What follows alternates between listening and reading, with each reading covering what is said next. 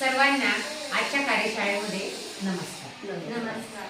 पहा, आज आपण काल सोमवार होता आपला आय रिव्ह्यू आपण सगळ्यांना मिळालाय. हो. आपल्या ग्रुपच्या मार्फत मिळाला. त्याची आपण पहिल्या कृतीविषयी एक सुंदर, जे की तुम्ही पहिली कृती बघितली की मुलांकडून तुम्हाला काय करून घ्यायचं होतं, घरी वाचन करून घ्यायचं होतं.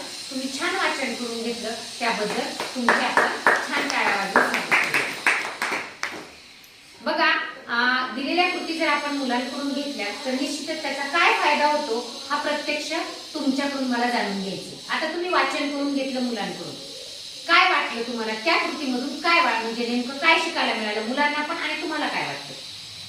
असं वाटलं की वाचता पण चांगलं येतंय, तिथं काही अडकत नाही, मुली अडकळत नाही किंवा जरी अडकळल्या तरी पण आपण समजून सांगायचं. म्हणजे आपलं मूल कुठं आहे.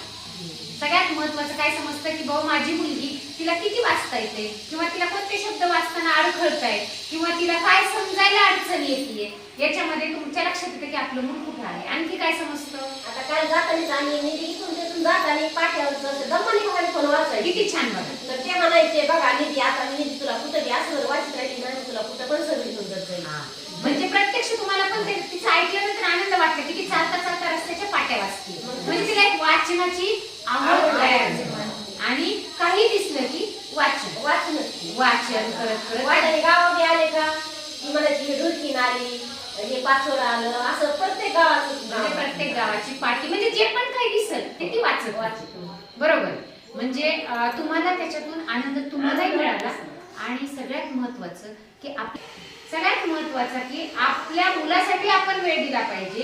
ही गोष्ट आपल्याला सगळ्यात मोठी गोष्ट शिकून जाते. त्यामुळे मुलांनाही कुठेतरी वाटतं नाही आपली आई आपल्याला घेऊन बसते, आपल्याला न रागवता मदत करते, वाचनासाठी सांगते, हे त्यांच्या लक्षात येतं. मुलाला जोडाक्षर येत नाही, आपण त्याच्यात मदत करतो ना त्यांना सांगणार. हा, म्हणजे त्यांना आधार वाटतो ना. म्हणजे आपण सांगितलं ना तर म्हणजे त्यांच्या पण लक्षात येते ना. म्हणजे हे शब्द याला जोडाक्षर आहे, हे शब्द आईने कसा वाचला होता, मग आपण तेच वाचायचं. म्हणजे हो तेच, म्हणजे त्यांना भीती वाटत नाही, की रागवत नाही आपली आई, चिडत नाही, आणि तरी पण मला काय होते जोडाक्षर येतं किंवा मला जे येत नाही ते सांगते, म्हणजे आनंद. दुसऱ्या वेळेस त्यांना जोडाक्षर आलं की मागच्या आठवण होते ना, हे तर हे सांगितलं होतं म्हणून आपण ते प्रयत्न केले की त्यांना ते उत्तर येऊ शकतं.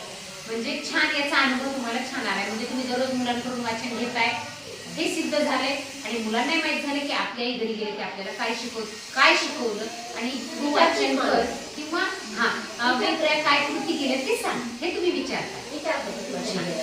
म्हणजे पहिली कृती तुम्ही खूप छान पार पाडली आणि त्याच्यासाठी तुमचं अभिनंदन. आता बघा.